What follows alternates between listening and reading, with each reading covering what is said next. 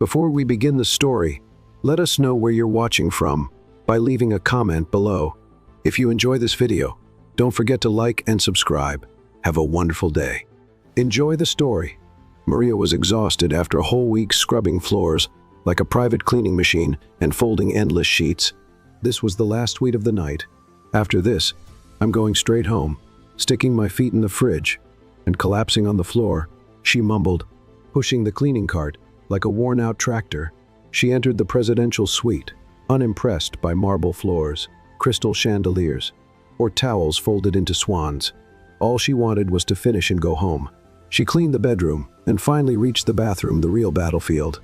The bathtub, it was huge, white, imposing. She knelt down, rested her arms on the edge, and felt the world spin. Sleep hit her like a knockout punch. "Just 5 minutes," she whispered, sliding inside with all the grace of a panda rolling downhill. She lay there inside the empty bathtub, still in uniform, sneakers on, ID badge dangling, smudged mascara, mouth slightly open, and before she could finish the thought, just 5, she was snoring like a tiny asthmatic kitten. Victor, CEO of the Torres Hospitality Empire, entered the presidential suite with the urgency of a man 3 minutes away from exploding a long day. Boring meetings, fake smiles, and a cocktail event where the drinks were bad and the conversations were even worse. "All I want is a shower," he muttered, tossing his shirt onto the sofa. He opened the bathroom door with a tired sigh, and what he saw nearly gave him a heart attack. "What?" he shouted, jumping back as if he'd seen a ghost wearing headphones. There she was, a woman sleeping in his bathtub, snoring, wearing a cleaning uniform all twisted up, with one arm hanging over the side and the other hugging a bottle of soap. "What? How? Why?" Victor stammered, eyes wide, heart pounding. Maria woke up screaming, sitting up in a panic. "Did the rice burn? What? Am I late for school?" she yelled again, whipping her head around. "School? You're in my bathroom." Maria finally opened her eyes completely and froze. A man tall, shirtless, angry, rich, yelling, "Oh God, I'm dead.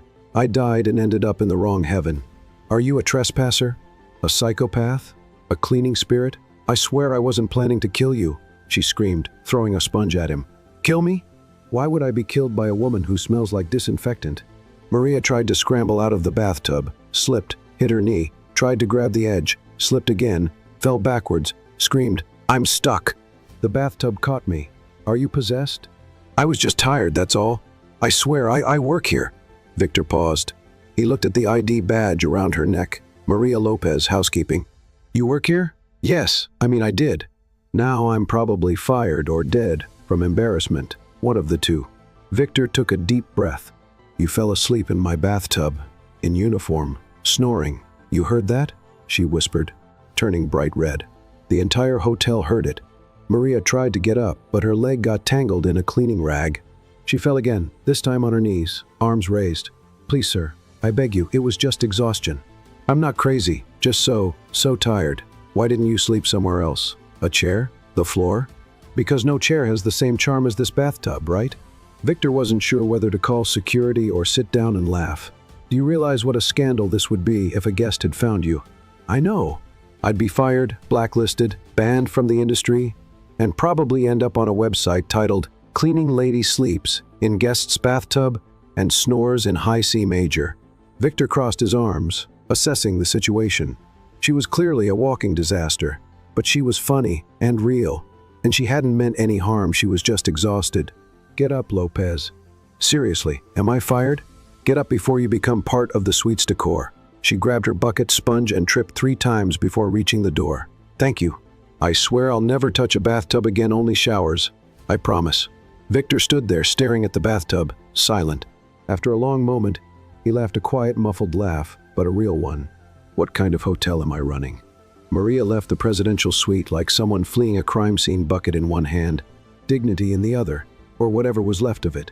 The hallway was silent, but she swore even the carpet was judging her. "Great, Lopez, congratulations. You slept in the bathtub of the hotel's most important guest. What's next? A nap in the kitchen," she muttered under her breath, sighing as she pressed the elevator button. The worst part was that her brain was on high alert. Tired? Yes. Exhausted? Absolutely. But now she was awake enough to write a doctoral thesis on extreme embarrassment. She stepped into the elevator, tried to hide in the corner, and pressed the button for the lobby. She just wanted to disappear. Victor remained there for a few more minutes, staring at the bathtub as if it were an Egyptian sphinx trying to present him with a riddle. The scene kept replaying in his mind. The woman snoring, the shock, the yelling, the confusion. It was unbelievable and funny way funnier than he wanted to admit. He sighed and walked over to the bed, but sleep was long gone. Instead, he picked up his phone. Raphael? Yes, I've arrived. No, I don't need anything right now. Just one thing. Who's in charge of housekeeping today? I can check for you, sir. Do that, discreetly. Did something happen? Let's just say I found a living surprise in my bathtub, he replied, before hanging up. He was still smiling. The next morning, Maria woke up to her alarm, ringing like the funeral bells for her own soul. She had slept less than 5 hours. Her body ached in places she didn't even know existed, and the shame from the day before still throbbed like an open wound. Maybe if I quit before they fire me, I'll still look like a respectable person, she said to the mirror while brushing her teeth. But deep down, she knew she couldn't. She needed the paycheck, the overtime, and most of all, she needed to keep paying for her younger sister's prep course. She put on her uniform, threw her hair up in a messy bun, and rushed out the door to avoid being late. If she was going to get fired, at least she'd do it on time. The hotel was busier than usual guests, staff, the strong smell of coffee in the air. Maria slipped past the front desk with quick steps, like she was on a secret mission to save her own reputation. She was determined to stay invisible all day, but the universe had other plans. During her break, she stepped out of the laundry room carrying a stack of bed sheets and ran straight into him, Victor. No suit, no security, no warning. And of course she tripped. The stack of sheets collapsed onto the floor like an avalanche. And, to make things worse, one of them flew straight into Victor's face, covering him from head to shoulders. I didn't see you there, Maria shouted, frantically trying to pull the sheet off as if she were defusing a bomb. Victor calmly removed the fabric, his expression unreadable, and looked at her. Maria smiled, or tried to. It was more of a nervous grimace than a real smile. Listen, about yesterday. Yes, about yesterday, he cut in, still serious. I've already apologized mentally like 100 times. I just didn't text you because, well, I don't have the CEO's number. I didn't even know you were the CEO, or that you'd be in the room, or that it was your room. Anyway, I don't usually sleep in other people's bathtubs, I swear. Victor raised an eyebrow. Sleeping in a stranger's bathtub doesn't exactly sound like a good habit. Yeah, I know. Terrible choice. It's just, the sleep hit me so hard it was like some kind of orthopedic mattress hypnosis. Silence, long enough for her to wish the ground would swallow her whole. Then Victor spoke. Come with me. Huh? Now? Like, now? Now? Yes, now. She stood frozen for 2 seconds, trying to figure out if this was a threat, an invitation, or the beginning of a corporate kidnapping. I'm still in my uniform. Can I at least put the sheets down? Victor turned and started walking ahead, like the world was in slow motion and he was the main character in an action movie. Maria dumped the sheets onto a cart and ran after him, completely panicked. Oh God, this is the day I become a meme, she whispered. Victor's office was inside his presidential suite.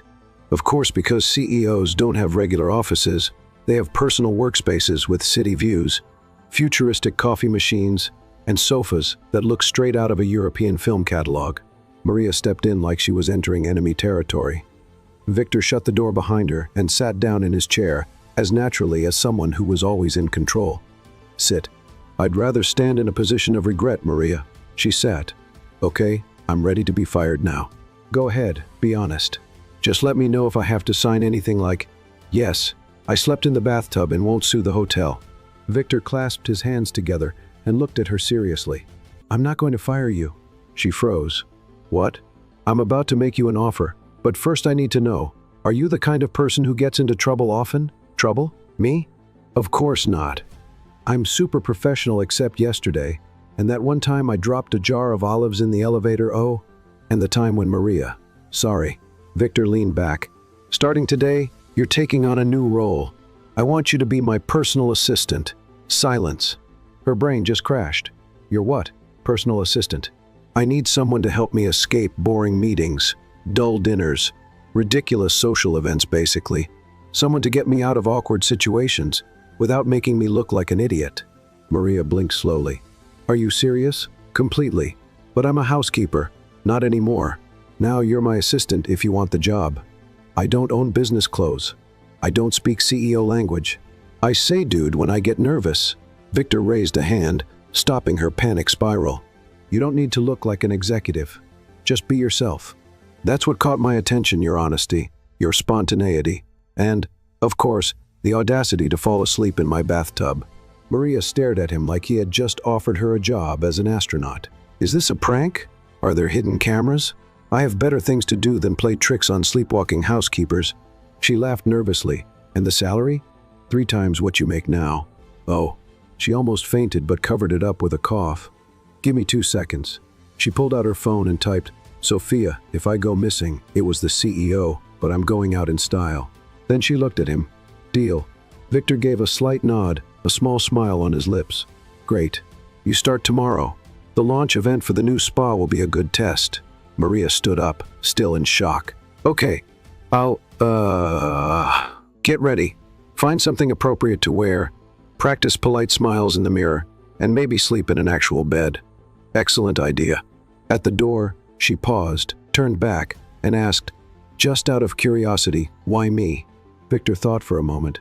Because you're the only person in this hotel who's made me laugh in months, and I'd rather have someone who makes me laugh than someone who puts me to sleep with boredom.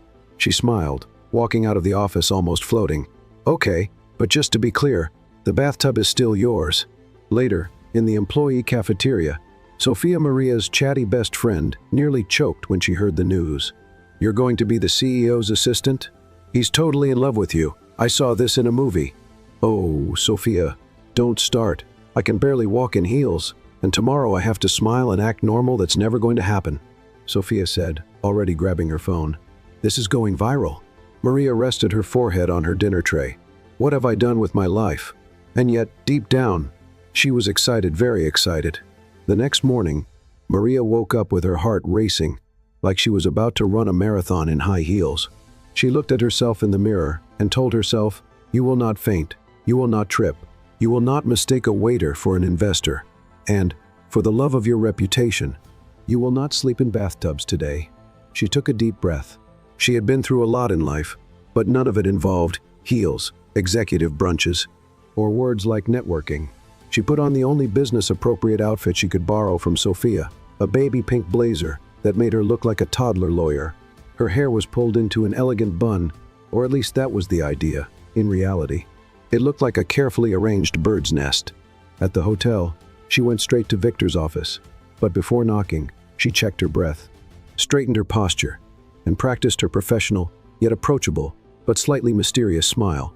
What she didn't expect was to open the door and find Victor standing there, wearing only dress pants, buttoning up his shirt. She froze. Oh my! She yelped, spinning around so fast she nearly broke her neck. Victor, unfazed, calmly finished buttoning the last button like this was just another day at the office. You're early, he said, as if standing half-dressed in his office was part of normal business protocol.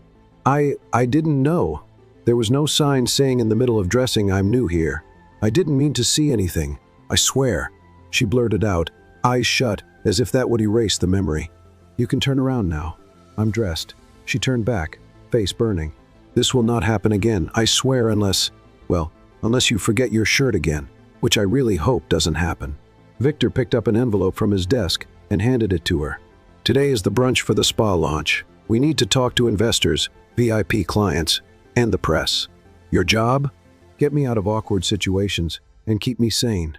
Maria took the envelope and let out a nervous laugh. And what if I'm the awkward situation? So it's going to be an authentic debut, he replied with that little smirk that made people want to either laugh or punch him. A few minutes later, Maria stepped into the event hall like someone invading a crystal castle. Everything was so bright, huge chandeliers, crystal glasses, tables full of exotic fruits, and a violinist playing a slow tune that sounded straight out of an Oscar-winning movie. She felt a shiver run down her spine. Calm down, Maria. Just smile, stay close to the boss, and don't break anything expensive, she whispered to herself. Victor walked in right behind her. now in full CEO mode, impeccable suit, neatly styled hair, neutral expression. Breathe, and remember, if I get cornered by someone annoying, you save me. Be creative. And if I get cornered, improvise, you're good at that. She laughed. Is that a compliment or a warning? Both. The first test came quickly. A German investor with a serious mustache and an accent straight out of an old movie. Mr. Torres, we need to discuss the future of spa globalization, he began, grabbing Victor by the arm. Victor shot Maria a quick look. Help now. She stepped forward with an exaggerated smile and said, Excuse me, sir, but the chef urgently needs your opinion on the new cucumber and mint juice recipe. It's a disaster, a complete ice-cold catastrophe. Victor masked his surprise, cleared his throat, and said, Yes, of course, priorities. He walked away with Maria, leaving the investor lost in the middle of the exotic fruit display. Cucumber and mint juice? It was the best I could come up with in 2 seconds. Worst excuse ever, top 5, but effective.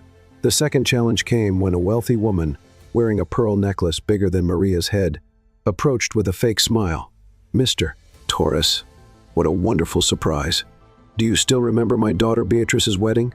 Victor gave a polite nod. From what Maria gathered, Beatrice was the ex-fiancée who had run off with her personal trainer. Maria immediately sensed danger. This woman spoke like someone who enjoyed humiliating others in public. And you are? The woman asked, looking at Maria as if she were a free sample in a jewelry store. Maria stepped forward, extended her hand, and smiled. Mr. Torres's personal nurse. I'm here to prevent nervous breakdowns caused by awkward conversations with former mothers-in-law. The woman blinked in shock for a second, then let out a stiff little laugh. Oh, how witty. I try. Life's too short to be unpleasant on purpose. Victor coughed discreetly to hide his laughter. Come on, Maria. We need to check the cheese table. As they walked away, he whispered, A nurse? Better than babysitter for a socially anxious millionaire. Effective again. I'm getting the hang of it. The afternoon continued with forced small talk, glasses of juice that probably cost as much as Maria's rent, and conversations she barely understood. But little by little, she realized she was doing well better than she expected. She improvised, rescued Victor from boring discussions, and even managed to make him smile genuinely. Most importantly, she was actually having fun until the press conference started. Victor stepped onto a small stage to welcome the guests. Maria stood beside him, pretending to be just another assistant, not an ex-cleaning lady who once fell asleep in the bathtub of the man now running a hotel empire. Good afternoon, Victor said into the microphone. It's a pleasure to have you all at this special event. Our new spa was designed to offer guests a luxurious and revitalizing experience. And I'd like to take a moment to thank the team, especially someone who recently surprised me in a rather unexpected way. Maria froze. Ladies and gentlemen, please welcome Maria Lopez, my new personal assistant. The audience clapped. Some smiled, others whispered, and Maria froze. Sensing the panic in her eyes, Victor added, Before anyone starts making up stories, let me clarify. No, she wasn't hired because she slept in my bathtub, though she is the first person to do so and survive. Laughter. Maria turned bright red but smiled a genuine smile, the kind that comes from finally being seen and accepted.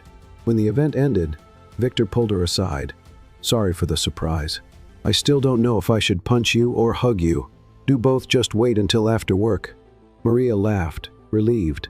For the record, I'm actually enjoying this being my assistant, being more than just the person who cleans up after everyone. Victor looked at her for a moment. Then he said, You are so much more than that, Maria. She swallowed hard. Thank you. Really. That night, she got home, took off her pink blazer, threw herself onto the couch, and picked up her phone. A message from Victor, mission accomplished. More to come tomorrow, what? And it promises to be even more fun. Maria smiled. She was still holding her phone, reading the message for the third time, mission accomplished. More to come tomorrow, and it promises to be even more fun. She dropped the phone on the couch and covered her face with her hands. I survived a press conference with CEOs, triple-digit sushi, and a public joke about my bathtub nap, and I still get a more to come tomorrow. For the first time, she didn't feel like just a spectator in her own life. She was inside the story, messy, improbable, but real. She stared at the ceiling as if it had an answer. Maria, dear, what have you gotten yourself into? The next morning, She arrived at the hotel right at 8. Oh, nothing short of a miracle. Considering the bus broke down, she almost lost a shoe at the curb, and someone in the elevator mistook her for a guest. She walked into Victor's office with a slight smile, but he wasn't there. Instead, there was an envelope with her name written by hand. "Well, this doesn't look suspicious at all," she murmured, already opening it. Inside, a short note. "Today, I want you to see something with me. Dress comfortably, no heels or pink blazer. V." She frowned. "Comfortable? That sounds like a trap. And what do you mean no pink blazer? I was rocking that looked like a marshmallow at a condo meeting." But still, she rushed to change. She picked dark jeans, a simple white shirt, and sneakers, the survival trio for someone with no clue what's ahead. When she returned, she found Victor waiting in the lobby, wearing a rolled-up sleeve shirt and a mysterious expression. "Good morning," he said, eyeing her outfit. "Much better. I feel like a spy with no mission." "Excellent, because that's exactly what you are today." She followed him to the car, filled with more questions than answers. "Are you going to tell me where we're going?" "No." "And I'm supposed to be okay with that?" "Yes." "All right then. If I disappear, tell my sister she can have my portable charger." Victor chuckled. About 40 minutes later, the car stopped in front of a small old building with a simple facade, nothing like the places Victor usually went. "Where are we?" she asked as she stepped out. "Just come with me."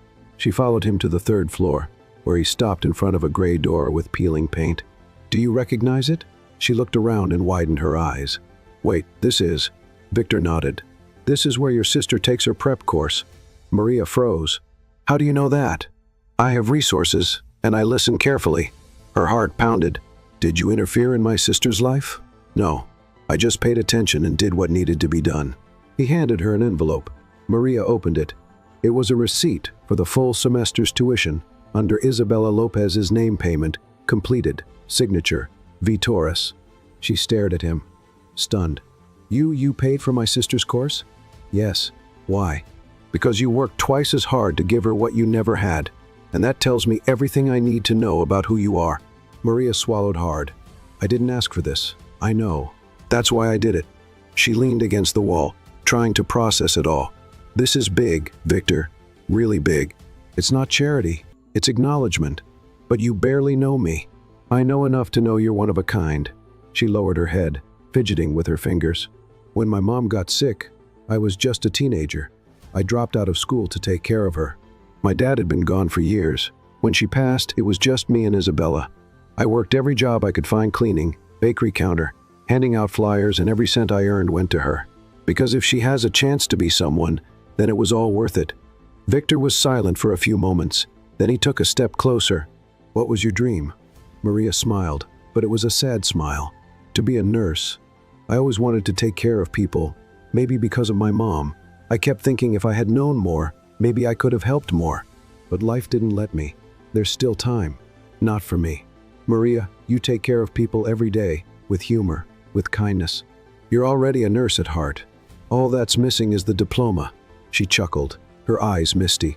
"If you say one more nice thing, I'll start crying right here, and I didn't bring tissues." "You can cry, but after that, we're getting a pastel."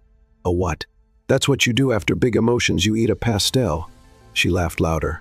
"Victor Torres, you are one unusual CEO, and you are one impossible assistant." After grabbing a quick bite at a small diner, Maria felt lighter.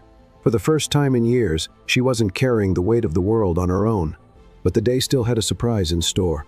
When they returned to the hotel, Victor got an urgent call and had to head upstairs for a video conference. He asked her to wait in the lobby, just for half an hour. Maria sat there, watching the guests come and go, the expensive luggage, the conversations in different languages. It was a whole different world. And then, without meaning to, she heard her name. Maria Lopez, the girl he introduced at the press conference. It was the voice of one of the receptionists, the blonde with pin-straight hair, a sharp smile, and a not-so-friendly gaze, Jessica. They say she used to work in housekeeping, slept in the CEO's bathtub, and now she's his personal assistant. "I'd call that a lucky break with a little bit of flirting," Jessica said, dripping with sarcasm. The other employee, Olivia, chuckled. "Seriously, this sounds like a streaming show." Maria took a deep breath, stood up, and walked toward them. "Hey, ladies, Everything okay?" Jessica turned pale. "Oh, hi, Maria. I didn't realize you were so close." "Uh-huh. Very close, like spy mode close." Jessica scrambled to recover. "Look, it wasn't personal. We were just talking. About me, like I'm some tabloid story." Olivia opened her mouth, then closed it again. Nothing came out. Maria smiled. "Relax. I've heard worse. Someone once said, I use disinfectant as perfume." The two of them let out nervous laughs. Maria leaned in slightly. "But just as a friendly tip, don't underestimate me. Life has a funny way of turning tables, and I tend to be in the wrong place at the right time." She gave them a wink, turned around, and walked away. By the time she reached the office, Victor was still on the phone, but he noticed her out of the corner of his eye and wrapped up quickly. "Everything okay?" Gossip, judgmental stares, and a touch of sarcasm, the fame package. "Want to switch jobs and give up my chance to keep annoying you with random comments?" "Never." Victor chuckled. "Tomorrow, we have a dinner with sponsors. Are you coming? If they serve pastries as appetizers, maybe.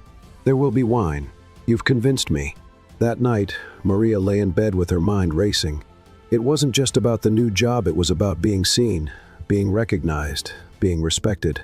She stared at the ceiling and thought, maybe I don't have to be a nurse to take care of people. Maybe I'm already doing it in my own way. And she smiled, because even without a degree, she was changing lives, including her own. Maria stared at her reflection in the hotel's restroom mirror, as if she were facing a jury. "You just need to look professional, confident, hide the nerves, and don't mistake white wine for coconut water this time," she told herself. Tonight's sponsor dinner was her second big event. The first had been a mix of chaos and charmed cucumber juice, sarcastic socialites, and an unexpected press conference. But now this was a whole different level. Victor had said, "Tonight, you'll meet the heart of our empire. The sponsors are demanding, influential, and incredibly boring. That's why I need you." So here she was, in a borrowed burgundy dress this time from her upstairs neighbor, her hair in a decent bun, and a tiny clutch that held exactly three things: her phone, lipstick, and dignity, though there was plenty of room left for the last one. As she left the restroom and walked toward the private dining room, she felt her heels wobble, but her stride was steady, her expression perfectly rehearsed. "I'm amazing, and I'm totally not faking it." Victor was waiting near the entrance, dark gray suit, neatly trimmed stubble, and that effortless air of someone who was born wealthy. When he saw her, he paused for a second. "You look elegant, professional, impressive, different." Maria raised an eyebrow. "Was that a compliment?" "I'm still deciding," she smirked. "I'm ready. What's the plan?" "Survive the sponsors, avoid awkward questions, and, if possible, escape before dessert." "I've had a ginger mousse trauma since last year's dinner." "Got it. And if someone starts telling a bad joke, you say there's an emergency and get me out.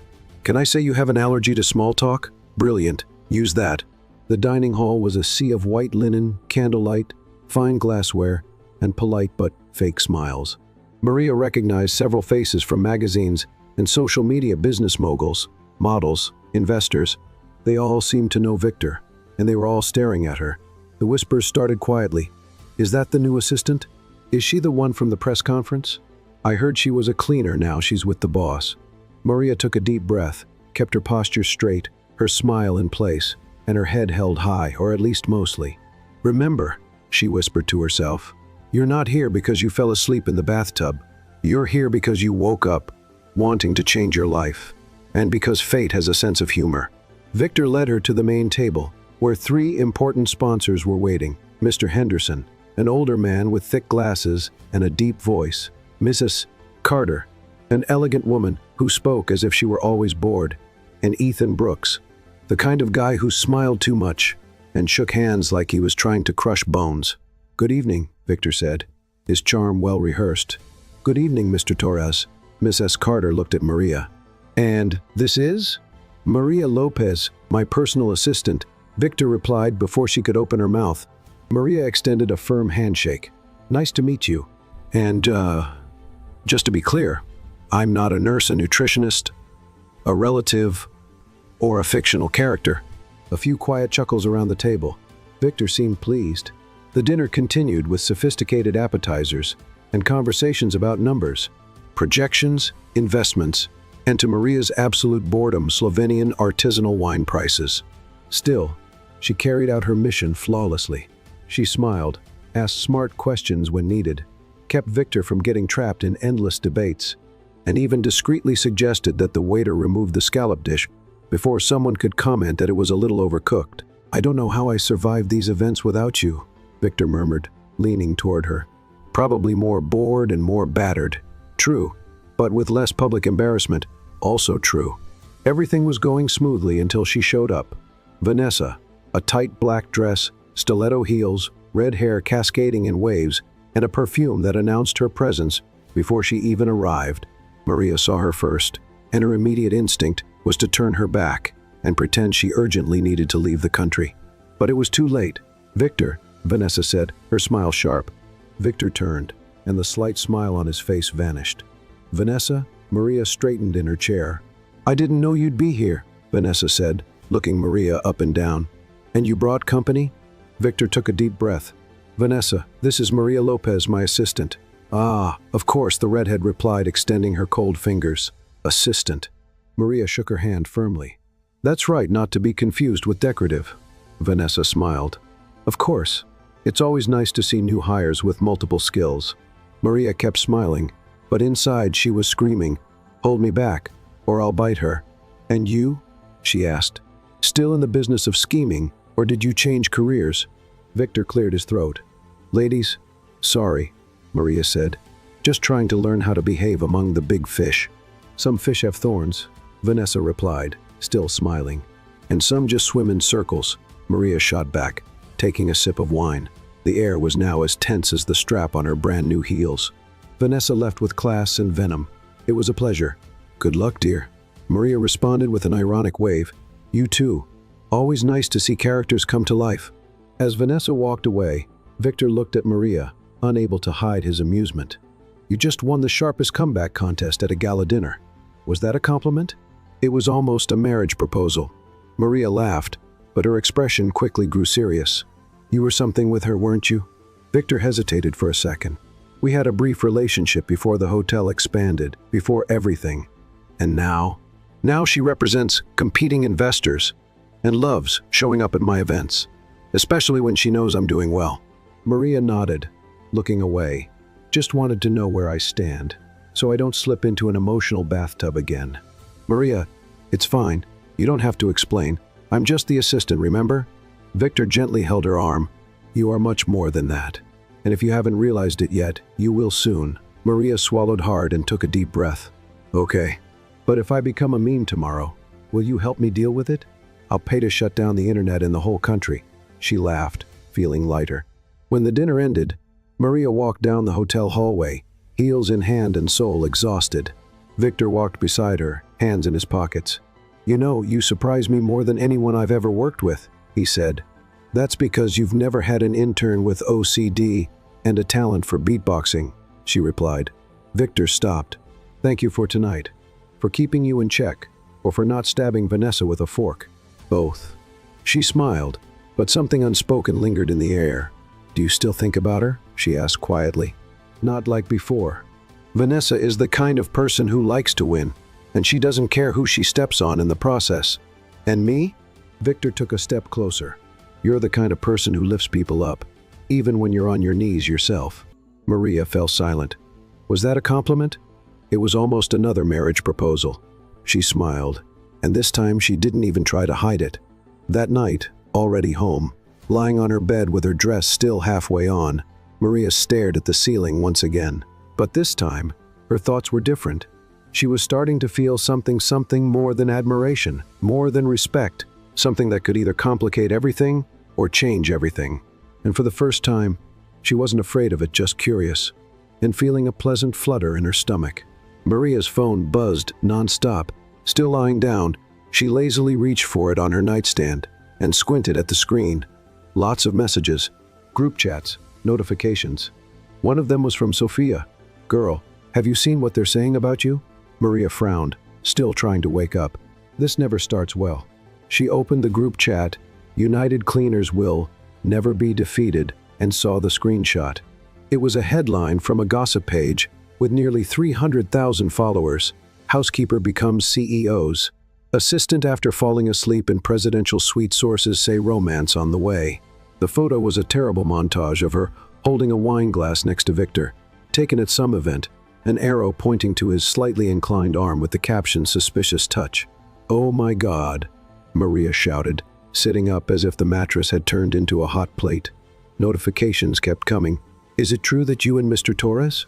Girl, you're everywhere, even in the laundry group. I'm rooting for you. Way to go, boss." Maria ran her hands over her face. "Okay, stay calm. It's probably just a silly article. It'll blow over. People forget these things in 2 days." But she knew it wouldn't be that simple. At the hotel, the atmosphere was strange. Employees whispered in the hallways. Some greeted her with curious looks, while others avoided eye contact.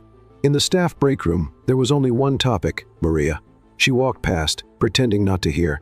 When she arrived at the office, Victor was already waiting, wearing a suit, seated at his desk, phone in hand, his expression serious.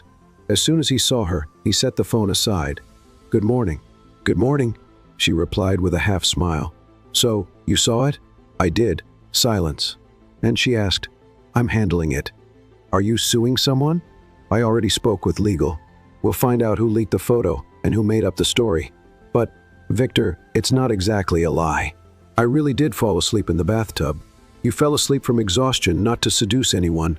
And you became my assistant because you're talented, not for ridiculous reasons." She took a deep breath and sat down. "I just don't want to be a joke, not for my sister, not for myself." Victor looked directly at her. "I didn't want that either. And you won't be. I promise." A few hours later, the rumor had spread to the hotel lobby. A couple of guests whispered about it while waiting for the elevator. "It's her, right? The bathtub girl? Looks like it. And now she's his assistant. Quick, huh?" Maria pretended not to hear, pressing the elevator buttons like she was trying to launch a rocket. She spent the whole afternoon avoiding eye contact, ignoring stares, and trying to focus on work, but it felt like swimming against the tide. At lunchtime, she sat at a table in the corner when Clara, one of the laundry staff, approached. Maria thought, "Here we go. Mind if I sit?" "Of course not." Clara sat down hesitantly. "Look, I just wanted to say you don't have to feel bad, okay? Some people only talk because they wish they were in your place." Maria sighed. "Thanks, Clara, but it's not as easy as it looks. I know. But listen, my sister is a waitress at a smaller hotel, and when she heard about this, she said, finally, someone like us ended up where they never let us be. So, thank you." Maria felt a lump in her throat. Wow, that was unexpected. Clara gave her a warm smile. "We're rooting for you," but not everyone was. At the front desk, Jessica, with her flawless hair and snake in heels attitude, was furiously typing on her phone while glancing toward Maria. "I bet this will end in either a firing or a promotion if she keeps smiling at him like that." Olivia rolled her eyes. "You're just jealous because Victor never even asked you to bring him coffee. I don't need to get attention by falling asleep in bathtubs. And you never will because he likes real people, not high-heeled robots." Jessica's face soured. "This is going to blow up, and when it does, let's see who cleans up the mess." And it did. By late afternoon, Maria got a message from Victor. "I need to see you. Conference room 2 now." She stood up immediately, her stomach twisting. When she entered the room, she found Victor and the hotel's legal advisor, Daniel Rivera, a bald man with thin glasses and a permanently worried expression.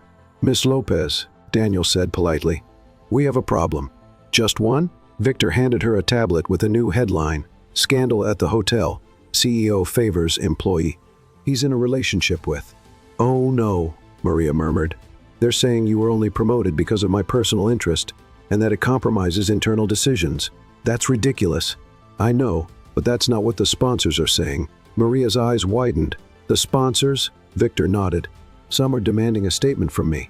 Others are threatening to pull their support if I don't take action." "What kind of action?" Daniel answered, "The most recommended course would be for Miss Lopez to take a temporary leave until the situation is cleared up." Maria felt a chill run down her spine. "You want to remove me?" Victor stepped forward. "That's not what I want, but it's what they expect. And if I push back now, I could lose contracts, partnerships, years of support." Maria stayed silent. "So that's it? I go back to cleaning?" No, Victor said firmly. If you want, you can take a few days. Go home. Take a break, but your position is secure with me. Maria looked at him. His eyes were intense, but the pain was real. I need to think. She walked out without another word. In the locker room, Sophia showed up out of nowhere. Hey girl. Sophia, how did you get in here? I have my ways. The morning shift receptionist owes me a favor since I covered for her once. Maria hugged her. For the first time that day, she let herself break a little. I'm being swallowed up by gossip. That's because you're shining too bright, and people who live in the dark can't handle that kind of light. Sophia, I'm an assistant, not some symbol of resilience. Oh, but you are. You know why? Because even when you were scared, you stayed. Even when you felt ashamed, you held your head high. And even while being judged, you never changed who you are. Maria smiled, touched. That was beautiful, almost poetic. I wrote it on the back of a cookie package yesterday. That night, Maria was ready to leave when she found Victor in the lobby. He was alone, hands in his pockets. Going home? He asked. Yeah, I'm done for today. Do you need a ride? No. Silence. Maria, I'm sorry, he said. She looked at him. You're not the one who should be apologizing. The world should, but it won't, will it? Unfortunately, no. So we learned to walk with our heads up anyway. Victor nodded. I'll fix this mess, I promise. She gave a small smile. This time, let me clean it up. On the bus ride home, Maria stared out the window. The city looked huge, but for the first time, she didn't feel small, just in progress. And despite everything, she knew this wasn't the end. It was only the beginning of something stronger, harder, more real. And she was ready. The next morning arrived before Maria could get any sleep. She had spent the whole night tossing and turning, her face buried in the pillow, thoughts screaming over each other. You've become a joke. No matter what you do, they'll always think you don't belong. Maybe it's better to disappear before it gets worse. When the alarm went off at 6, Maria wanted to throw it out the window.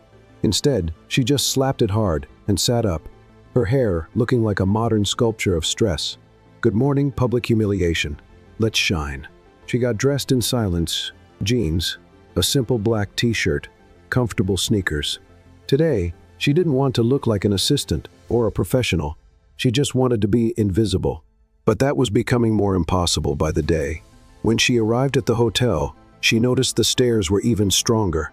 Some employees greeted her with those awkward smiles, the kind that said, I'm on your side, but I also want to hear all the gossip.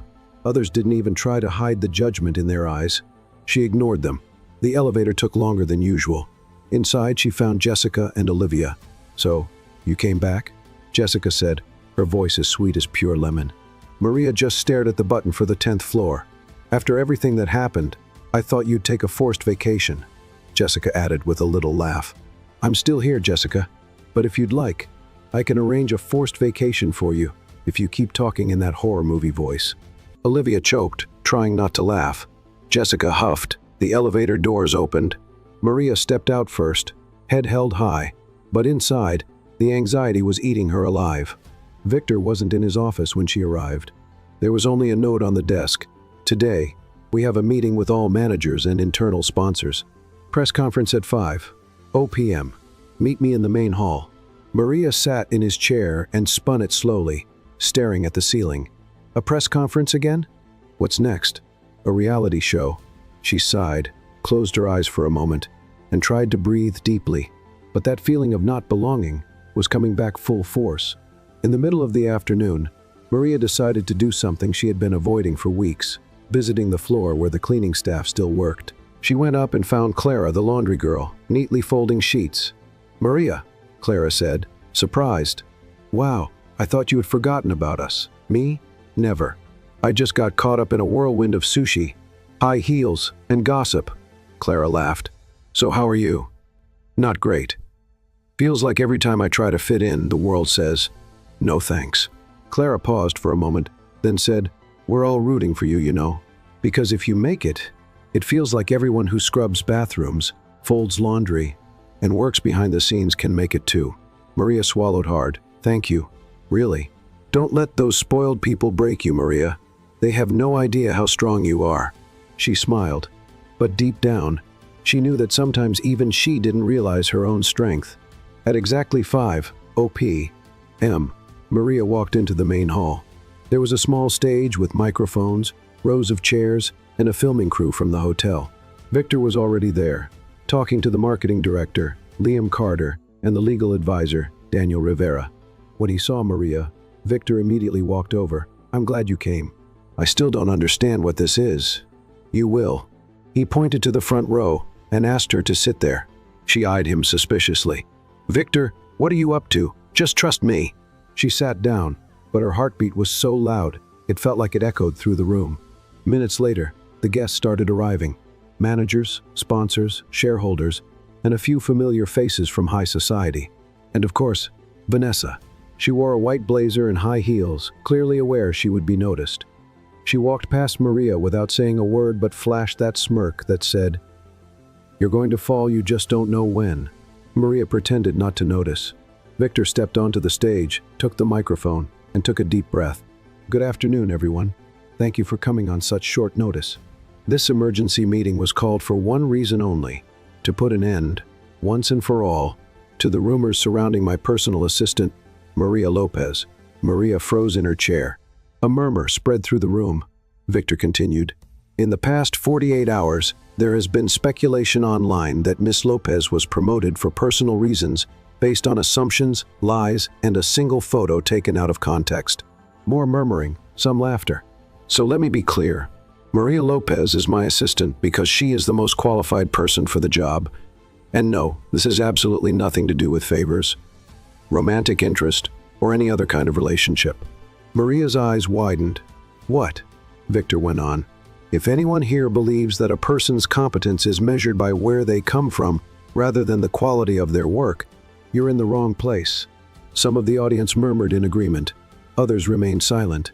Maria started at this hotel cleaning bathrooms. She once fell asleep in a bathtub after a 15-hour shift.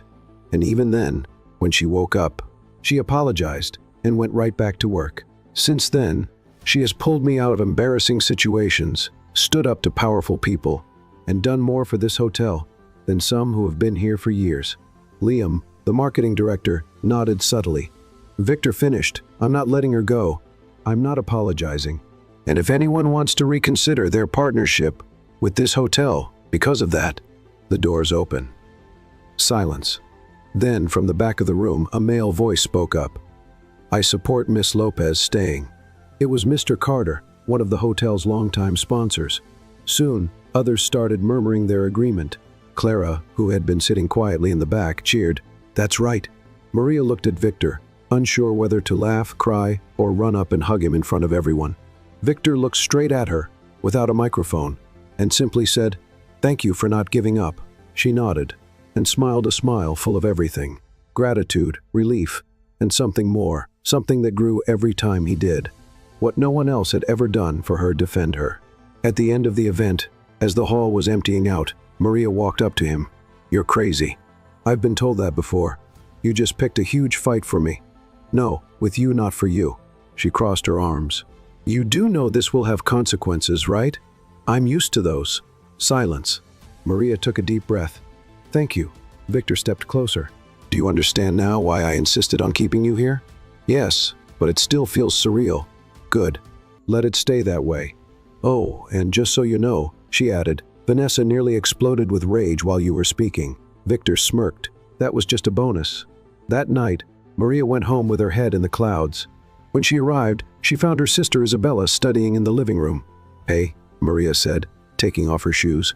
"How was your class?" "Tiring, but good." "My biology teacher is crazy. He said he's going to teach genetics using playing cards. That's innovative. And you? How was your day?" Maria smiled. "The best and the craziest, but the best." Isabella watched her for a few seconds. "You like him, don't you?" Maria's eyes widened. "Who? Your boss? Me? Victor? No way.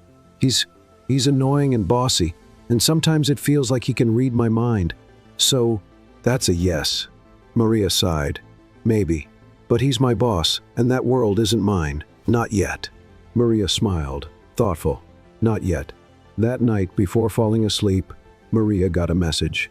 "Victor, you're amazing. Thank you for staying." She replied, "If you keep complimenting me like this, I'm going to start charging emotional overtime. I pay in compliments and coffee. Tomorrow, 8:00 a.m. I'll be there ready for another elegant scandal." And just like that, she fell asleep with a smile on her face, because now she knew, no matter what people said, she belonged, and no one was going to take that away from her. Maria sat at Victor's office desk, holding a cup of coffee that was still warm, but had already lost half its flavor, or maybe it was just her brain struggling to process everything that had happened in the past few days. She stared at the computer screen, where an email titled "Executive Presentation, New Spa Complex Launch" blinked, waiting to be finished. But her mind was miles away. "You're amazing. Thank you for staying." Victor's message from the night before kept replaying in her head. It wasn't about the words, it was the way he spoke, the way he wrote, the way he looked at her, as if he had seen parts of her that even she had forgotten existed. She let out a sigh and slowly spun in the swivel chair. That's when Victor walked in. His dress shirt sleeves were rolled up to his forearms. His hair was slightly tousled, and he had a phone pressed to his ear. "Yes, Liam, no problem. I'll call you as soon as the layout is finalized," he said before hanging up and turning to her. "Good morning." Maria raised her cup and nodded. So. Didn't sleep well? "I slept under the weight of 1,000 judgmental stares, but other than that, all good." Victor pulled out a chair and sat across from her, watching her closely. "You're still thinking about what happened?" "No, now I'm thinking about what will happen when I mess up again, because with my luck, I'll probably slip on a polished floor on live television." He chuckled. "You handled everything better than a lot of people who have worked with me for years. You say that because you've never seen me cry over a documentary about an abandoned penguin." Victor leaned forward, resting his arms on the desk. "Maria, can I ask you something?" "Sure, but if it's about what happened yesterday, I'll only answer if it comes with a scoop of ice cream." "It's about you." She raised an eyebrow. "Me? What do you want?" Maria blinked. "Huh? What do you mean?" "In life. In your future, what do you want? Besides surviving the corporate world and avoiding becoming an internet meme." She was silent for a few seconds. "I want my sister to go to college. I want her to never have to work 14-hour shifts just to pay rent. I want her to have a good bed, a good life, and never have to scrub rich people's sinks with steel wool." Victor nodded with a small smile. "And you?" She hesitated. "I'd like to study maybe nursing. Medicine is too far out of reach, but taking care of people, I've always liked that. But I don't know if it's too late." "It's never too late." Maria looked away. "Easy for you to say when you have an empire at your fingertips." Victor was silent for a moment. Then he stood up. "Come with me." "What? Now?" "Victor, I'm wearing sneakers and a coffee-stained shirt. This feels like the start of an emotional kidnapping. Trust me." Minutes later, they were in the hotel parking lot, and Victor unlocked a car different from the one he usually used. A regular black sedan. "No driver today, just us," he said. Maria got in, still skeptical. "If we end up in an open field with horses and romantic music, I swear I'm running away." Victor laughed. "Relax. Nothing that cheesy." "Good, because I didn't bring bug spray." They drove for a few blocks until they stopped in front of a modest-looking building with a glass facade and signs still being installed. Maria read, "Project Esperanza, Community Support Center." She looked at Victor, confused. "What is this?" "Come in." She followed him inside. There were spacious rooms, some still under renovation with furniture being assembled. Boxes of school supplies, brand new computers, and a small library in the process of being organized. "This is my new project," Victor explained. "A support center for families in vulnerable situations classes, medical support, workshops, a community dining hall." Maria looked around in silence, taking in every detail. "And what does this have to do with me?" Victor stopped in front of one of the rooms, where a plaque was waiting to be mounted. Maria Lopez. "Room Training and Dreams." She froze. "This is your joking, right? This room will offer scholarships and basic training for young adults who want a second chance. And it's named after you, because you inspired it." Maria covered her mouth, her eyes welling up. "Victor, I got the idea after our conversation about nursing. You said you wished you could have helped your mom more, and I thought maybe you still can, starting here." She took a deep breath. "This is too big. It's the least you deserve." They stood in silence, the kind that doesn't feel heavy but fills the space. A silence that said everything. Victor looked into her eyes. "You changed me, Maria, ever since that day in the bathtub."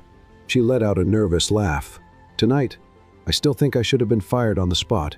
Good thing you weren't." She took a step closer. "Victor, if you kiss me now, it's your fault." He smirked. "And if I say it's your fault, then I'll accept it, because I want to too."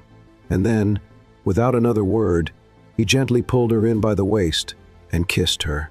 It was soft, unhurried, but full of everything they had been holding back for too long: the doubts, the jokes, the looks, the silences. It all fell into place in that moment. When they pulled away, she kept her eyes closed for a second. "Okay, that was unexpectedly good, better than a pastry." "Almost." They both laughed. "Well, now we have a problem," Maria said. "Why?" "Because now I'm going to have to kiss you again someday. Let's put it on the calendar schedule at after my next existential crisis." Already reserved. Back at the hotel, Maria's mind was still spinning the kiss, the community center, the room with her name on it. It was all too much, and yet it felt right. But of course, the universe never lets things stay calm for long. She was in the elevator when she ran into Vanessa, of course. Well, if it isn't the celebrity of the week," Vanessa said, stepping into the elevator with a smug smile. Maria kept her expression neutral. "Vanessa, what an almost sincere pleasure. I hear Victor has a new hobby, building shelters and handing out kisses. And I hear you've been trying to understand the concept of humility. How's that going?" Vanessa laughed. "You know this won't last, right? The elevator? I hope so. We still have 4 more floors." "No, your story, this you and him. It's not real, just charity disguised as romance." Maria took a deep breath. "You know what the difference between us is? Oh, I can't wait to hear. You want to win. I just want to live." The elevator arrived. Maria stepped out first. "Good luck with that, Vanessa. You'll need it more." But Maria didn't look back, because, for the first time, she wasn't afraid anymore. That night at home, Isabella was waiting for her with the table set. "I made frozen lasagna, nothing more gourmet than that. I kissed Victor." Isabella nearly dropped her fork. "You did what?" "It was spontaneous and intense but beautiful." "Oh my God, is this serious?" Maria sat down, smiling. "I think so." "And now?" Maria looked up at the ceiling, thoughtful. "Now I figure out what it's like to experience something I never thought I could." Isabella smiled. "And here I was thinking my test score was the big news of the day." They both laughed, and Maria knew something was really changing, not outside, but inside. The morning after the kiss, Maria woke up with her heart racing, and a silly smile stuck on her face, a smile she tried to hide, failed, tried again, and failed again. "Okay, Lopez," she said to the mirror. "You kissed your boss, a billionaire CEO. Now what? Sing in the hallway? Make a declaration over breakfast? Live out a Taylor Swift music video?" She fanned herself with the lid of her hairbrush and laughed alone. But soon, the nervousness crept in. What if it had just been a moment, a whim? What if Victor woke up today and simply regretted it? Taking a deep breath, she dressed as neutrally as possible. No bold lipstick, no sweet perfume. Today's plan: casual, controlled, composed, or at least pretend to be. When she arrived at the hotel, everything seemed normal: people in the lobby, coffee being served, conversations about reservations and checkouts. But when Maria stepped into the elevator and pressed the button for the 10th floor, she felt her heart race. She didn't know how to face Victor after the night before, but he wasn't in the office or anywhere. Strange. She checked her phone: no messages, no calls. Maybe he's in a meeting or running away to Alaska. Around 10:00 a.m., Maria went to the hotel restaurant to take care of something with the manager. As she passed through the main hall, she noticed the team setting up for next week's event. That's when she heard 2 familiar voices, Victor and Vanessa, behind a wooden partition. They stood facing each other, speaking in low but intense tones. "Victor, you're losing yourself," Vanessa said. "This is none of your business," he replied, visibly irritated. "Are you in love with her? With an employee? With someone who will never understand this world? Don't you dare talk about her like that. I'm just saying what everyone already thinks. You may be brilliant in business, but when it comes to the heart, you've always had terrible taste." Silence. "Maria is different, and I don't owe you an explanation." Maria felt her stomach sink. She instinctively took a step back, accidentally bumping into a decorative column, which wobbled slightly. Victor stopped talking.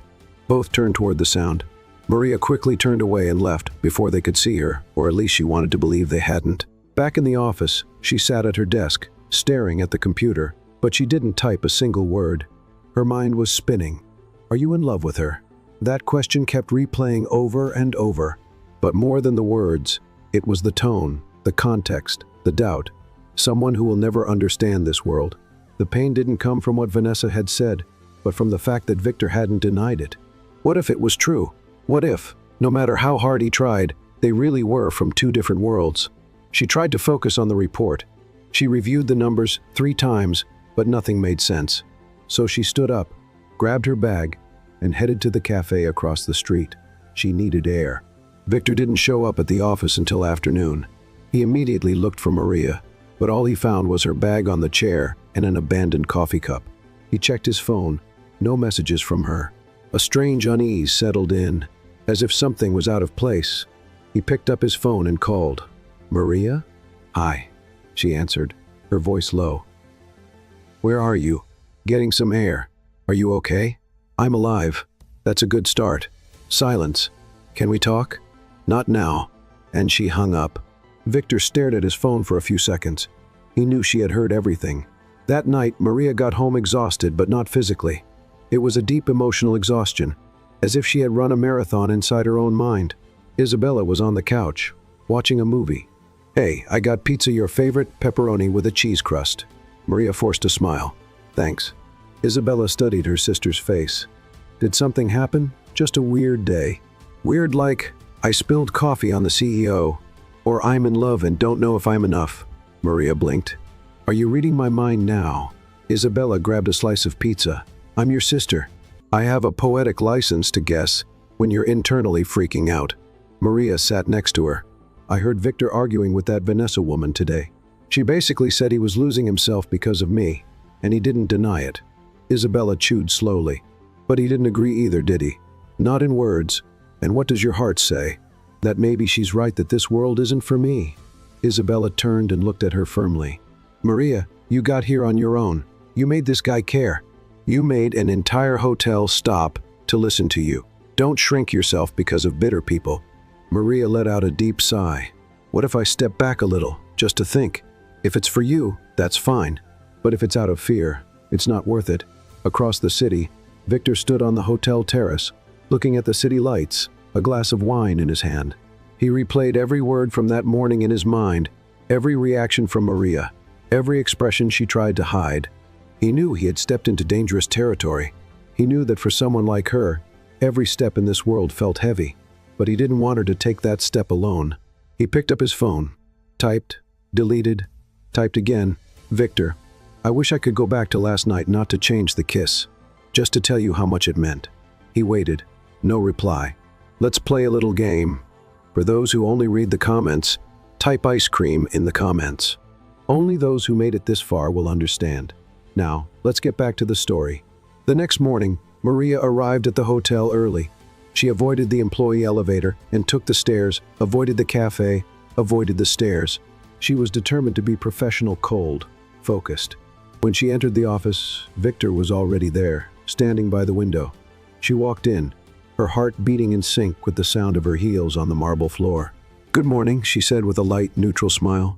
Good morning. Silence. We have a meeting with the marketing team at 10:00. It's already on the schedule. Silence again. About yesterday, no need, she said too quickly. It's over. Not for me. She finally looked at him. Victor, this world, it scares me. Not because of the people, but because it has rules I never learned. And because sometimes I feel like I'm just a temporary piece in a game I was never invited to play. He stepped closer. You're not a piece, and you're not temporary. Then what am I? Victor hesitated. Someone who makes me want to change the whole game. Maria felt the ground shift beneath her feet. You know this could end badly, right? Everything worthwhile is a little scary. She took a deep breath. Then give me some time, as much as you need. Thank you. She turned to go to her desk, but before leaving, stopped at the door. And just so you know, the kiss is still the best thing I've ever tasted. Victor smiled. Good, because I still want to try dessert. She shook her head, unable to hold back a laugh. And in that moment, she realized their silence wasn't an ending, just a pause before the next step. Maria was finishing up a spreadsheet on her computer when Victor appeared at the office door. with 2 cups of coffee. He walked in slowly, as if he knew he was stepping into sensitive territory. "Truce?" he asked, holding out one of the cups. She hesitated for a second before taking it. "Apology coffee? New beginnings coffee?" Maria took a sip strong, hot, exactly what she needed at that moment. "I thought you were going to disappear," he said. "I thought about it, but then I remembered. Isabella still doesn't know how to use the microwave properly." Victor chuckled, relieved to see her joking again. "And also," Maria added, "it would be pretty cowardly to walk away now after everything. You're many things, Maria Lopez, but a coward is definitely not one of them." She looked at him, serious. "And you? Do you still think you can balance 2 worlds that don't mix?" "I don't want to balance them. I want to transform them." "That sounds nice, but in practice?" "In practice, I want you to come with me." "Where?" Victor pulled an envelope from the inside pocket of his blazer and placed it on the desk. Maria opened it. Inside were 2 plane tickets, Paris International Food Event. "Project Esperanza has been nominated for a Social Impact Award, and I want you to present it with the team." Her eyes widened. "Me? Present? In Paris? You know every detail." "You were the one who inspired the idea. And besides, there are still too many people who need to see what a former janitor can do." Maria ran her fingers over the envelope carefully, as if it were made of glass. "And what do you expect to happen there?" "I expect you to be proud of who you've become, and I expect the world to see what I've seen since the day you woke me up snoring in a bathtub." Maria laughed, surprised at how possible it all seemed now. "And us?" she asked, her voice softer. Victor stepped closer. "We go together one step at a time. No pressure, no labels, just whatever is real." She bit her lip, thinking, "Okay, but only because I've always wanted to see the Eiffel Tower up close, and maybe you up close too."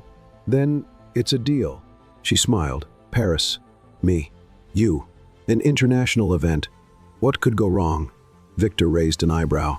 "Maria, all right, don't finish that sentence. I've learned that asking that question is basically a curse." That night, Maria walked home with a quiet smile on her face. A light breeze played with her hair, and, for the first time in a long time, the world felt light. When she arrived, Isabella was waiting with a tub of ice cream and a look that demanded answers. "Talk. Now. Paris? What?" "Victor wants to take me to Paris, an event, presenting Project Esperanza." "I knew it," Isabella shouted. "This is a movie, Maria. You're living a movie. Calm down. There are still 2 chapters left for everything to go wrong." Isabella laughed. "And are you going?" Maria sighed. "I am. And not just for him, but for me, for Mom, for you, for everything I never thought was possible." Isabella hugged her tightly. "Go and make it count." Maria closed her eyes. She was ready, or almost. But with Victor by her side, maybe she didn't need to be completely ready. She just needed to go. Maria looked out the car window as they drove through the cobblestone streets, passing charming cafes, old facades, and the golden glow of the Eiffel Tower in the distance. It felt like being inside a movie, except this time she was the main character. "You're very quiet," Victor said beside her. "I'm just trying to understand how the girl who was cleaning bathrooms last week is now in Paris to present a project. That girl always had this potential. She just needed the right space to show it." Maria smiled. "Careful, you're starting to sound romantic." "A little romance never hurt anyone," he replied, his gaze making her heart race. They arrived at the boutique hotel where they would be staying. It was small, elegant and cozy, 2 rooms reserved, because Victor knew how to respect her boundaries. And Maria? She was grateful for that. After settling in, Maria went straight to the balcony. The view was breathtaking. The city was alive, and for a moment, she felt like she was exactly where she was meant to be. That evening, the opening dinner brought together important names from the worlds of gastronomy, philanthropy, and European media. Maria wore a simple but elegant black dress, her hair in a loose bun. She looked around, trying to appear confident, even as her hands grew clammy. Victor approached. "Ready?" "More or less. I'm trying to pretend this is normal. The only unusual thing here is the price of this sparkling water. Relax, you just need to be yourself." She laughed. "That usually gets me into trouble. Only when you invade bathtubs." They laughed together. A few minutes later, they stood in front of the presentation panel. The event host called Victor to the stage, but instead of going alone, he held out his hand to Maria. "Come with me." She hesitated, took a deep breath, and stepped up under the bright stage lights. Maria faced the audience. Victor began, talking about Project Esperanza, its social impact, and the results. Then he passed the microphone to her. Maria swallowed hard. "Hi, I'm Maria, and I'm not an expert in anything. I don't have a degree. I didn't come from a wealthy family, and my story didn't start out beautiful. But today, I'm here because someone believed I had value. And this project is about that, giving value to those the world ignores." The audience was silent. I've cleaned bathrooms, folded bed sheets, taken 2 buses to get to work, and been judged more times than I can count. But now, I help others believe they can do more, that they deserve more, that they have the right to dream, even when the world tells them otherwise. Applause, lots of it. Victor looked at her as if he were seeing her fullest self for the first time. And Maria, for the first time, felt like her voice truly mattered. After the event, they walked back through the illuminated streets. "You are amazing," Victor said. "I almost threw up before going on stage. No one noticed." "Good." Silence. They stopped near the Seine River. The city's reflection shimmered on the water. "Victor," Maria began, "why did you choose me?" "Because you don't pretend, because you truly feel, and because you made me feel again." She lowered her gaze. "Sometimes, I still feel like I'm not enough for all of this." Victor took her hand. "Maria, you are more than enough. You are the kind of change this world needs." She looked at him, her eyes shining. "So, what if I want to keep changing the world, but with you by my side?" "I think that sounds like a wonderful idea. No scandals? We survived the first one. We can handle the rest. And what if I mess up again? Then we'll laugh again." She smiled. "Then I guess we're ready." "We are," he said. "For Paris, for whatever comes next for us." She rested her head on his shoulder. And, for a moment, the whole world finally made sense. 6 months later, the new Project Esperanza building was full of life. Children ran through the hallways. Young adults laughed in classrooms. And adults learned how to create their first resumes on brand new computers that still smelled like fresh plastic. At the center of it all was Maria Lopez, now officially the coordinator of the training program, white coat, name embroidered, badge, and a smile that only grew stronger every day. She walked through the corridors, greeting students by name. She knew their stories, their doubts, their dreams, because once she had been just like them, scared, exhausted, and holding on to hope by a thread. "Maria," Elena, one of the volunteers, called. "The afternoon class wants to show you their career fair posters, and there's a little boy who says you're a princess disguised as a teacher. Tell him I'm more like a superhero in disguise, but I'll accept the crown if it's made of aluminum foil." Elena laughed, and Maria walked to room 3, where Pablo, an 8-year-old boy, was holding up a drawing of her wearing a red cape and holding a broom. "A broom, Pablo? Because you used to clean, right?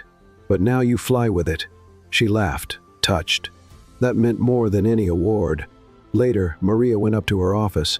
On her desk, she found a cup of hot coffee and a small note. "Today at 6:00 p.m. Don't run away." She smiled. She knew Victor had been planning something, but she pretended not to notice. Their relationship was quiet but strong, built on respect, admiration, and far more laughter than she had expected.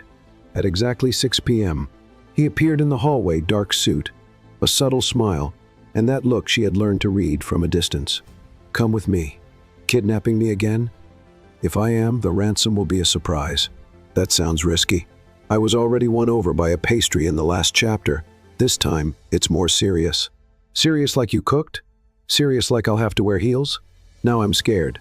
They arrived at a rooftop decorated with hanging lights, candles on rustic tables, and soft violin music playing in the background. It looked like a scene from a romantic comedy or a dream carefully crafted by someone who noticed every little detail about her. "Victor, what is this? A thank you dinner? For what?" "For existing." She looked around, visibly moved. "I never thought," she paused, swallowing her emotions, "that I'd be here, with you, with this. And I never thought a woman asleep in a bathtub would change my entire life." She laughed, her eyes shining. "I snored, remember? I do. It was the most unforgettable sound of my career."